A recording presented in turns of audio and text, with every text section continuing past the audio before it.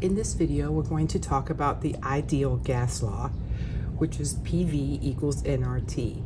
But before we get into that, let me just talk for just a minute about when you would actually use this. Remember, if conditions are changing, for example, if your pressure is changing from one pressure to another, or your temperature or your volume are changing, that's when you use Boyles-Charles, Gay-Lussac's, or if everything's changing, the combined gas law. However, if conditions are not changing and you just want to find pressure, volume, temperature, or number of moles in a sample without the conditions actually changing at all, then you would use the ideal gas law, PV equals nRT. Pressure is P, and pressure is going to be in ATM, atmospheres, or in kPa, kilopascals.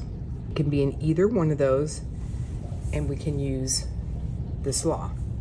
V is volume, which must be in liters. So this law is very picky, and I'll explain why in a minute, but your volume must be in liters. N is your number of moles, obviously in moles. And I'll come back to R in a minute. T is your temperature, and remember with gas laws, temperature must always be in Kelvin. So if it's in Celsius, add 273 to change it to Kelvin. So what in the world is this R in the middle of this? R is a constant, and which R you use depends on your pressure unit. So if your pressure is in ATM, atmospheres, then the R you're going to use is 0.0821. If your pressure is in kPa, then the R you're going to use is 8.31. So it's very important that you do your conversions and get everything in the right units before you use this to solve a problem. The type of problems you can solve will be solving for pressure, solving for volume, solving for moles, solving for temperature, and you can even solve for density. The ideal gas law constants, which are represented by R with their labels, are shown here. If your pressure is in atmospheres, you're going to use 0.02821 liter atmosphere per mole Kelvin. And if the pressure is in kPa, you're going to use 8.31 liter kPa per mole Kelvin. Notice the units, the liter, the mole, and the Kelvin all stay the same. So volume units, moles, and temperature units are the same. It's just the pressure that's different. So make sure that you use the one with ATM in the unit if your pressure's in ATM, and use the one with kPa in the unit if your pressure's in kPa. Here's an example problem. It's asking us to find the volume of a sample. Our pressure is given here, 1.2 ATM. We know that's pressure because of the unit, ATM. Our volume is what we're being asked to find. It says what volume, so that's our X, that's our unknown. 4 moles. Moles are our N value. The R we're going to use, since this is an ATM, we're going to use the 0.0821. And our temperature is right here, 25 degrees Celsius, and we will need to convert that into Kelvin. Our pressure is 1.2 ATM. Our volume is what we're trying to find. Our moles is 4.0. The R we're going to use, since this is ATM, remember when it's an ATM, we use 0.0821. And for our temperature, it's 25 degrees Celsius. So we want to add 273 to convert it into Kelvin. So that will be 298 Kelvin. We plug those values into our gas law. So 1.2 is our pressure. Volume is X. 4 moles. 0.0821 is our R, and temperature is 298.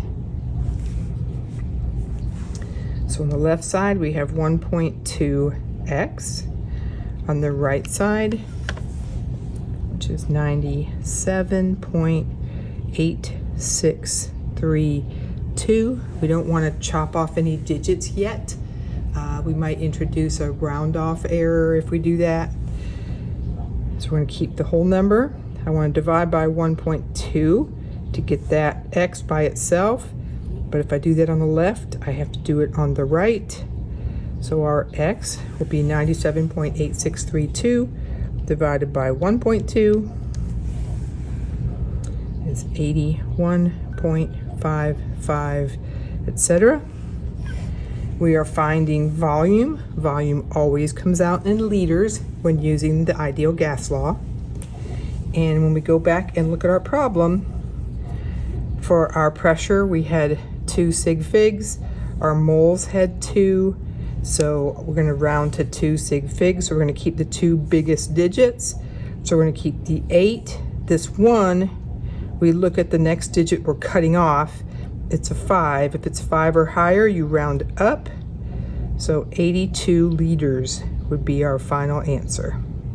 Let's do a second example that involves some conversions. Here's our second example that we're going to work out. If you want to pause here and try to work it out on your own and then check your answer, feel free to do so. Here's our gas law, PV equals nRT. So we need to find a P, pressure. So kPa is pressure, so 103.5 kPa is our pressure. Volume, we are given 1,026 milliliters, but remember, the ideal gas law is very picky, and volume needs to be in liters, so we need to multiply that by a conversion factor. There are 1,000 milliliters in 1 liter, so we end up taking 1,026 and dividing it by 1,000, and that gives us liters. For moles, we were given 112 grams. So again, to get that to moles, we're going to have to multiply by a conversion factor. We need to convert our grams to moles. So our gas is oxygen, and oxygen is O2. 1 oxygen has a mass of 16, so 2 would have a mass of 32. So we get that from the periodic table. We add our 2 oxygens together, and we get 32 grams of O2 in 1 mole of O2. So our grams will cancel, and we'll be left with moles. So we have to take 112 divided by 32, which gives us 3.5 moles of O2. The R that we use, remember that is pressure dependent. So we go back to our pressure was in kPa.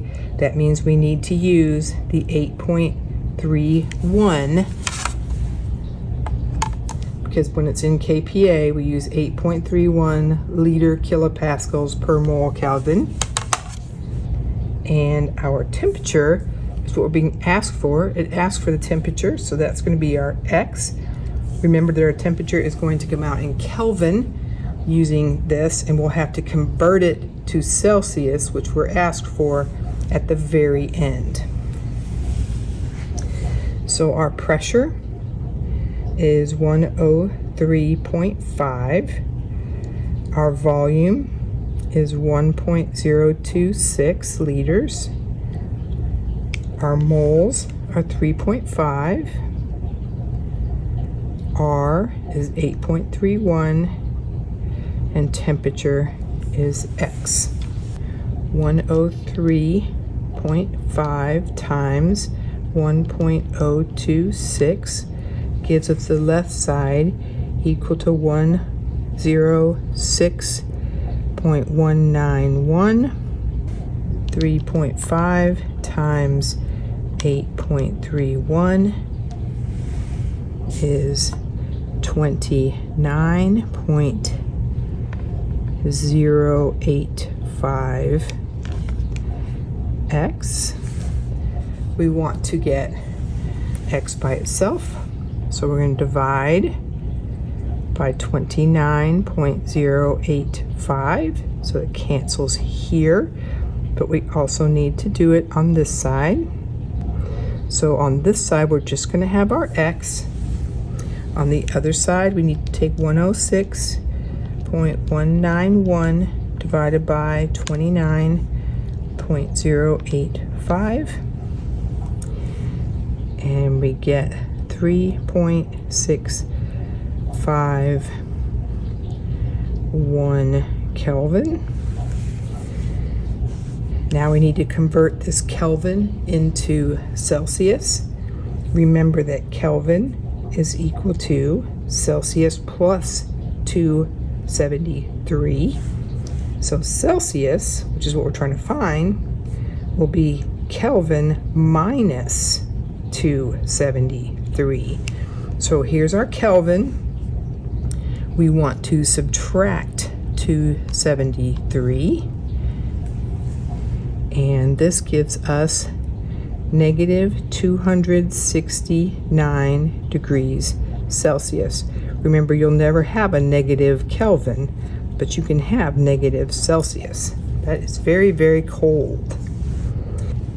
If your teacher wants you to do significant figures, we've got 1, 2, 3, 1, 2, 3, 4, 1, 2, 3, 4. 3 is the smallest number, so we kept 3 significant digits.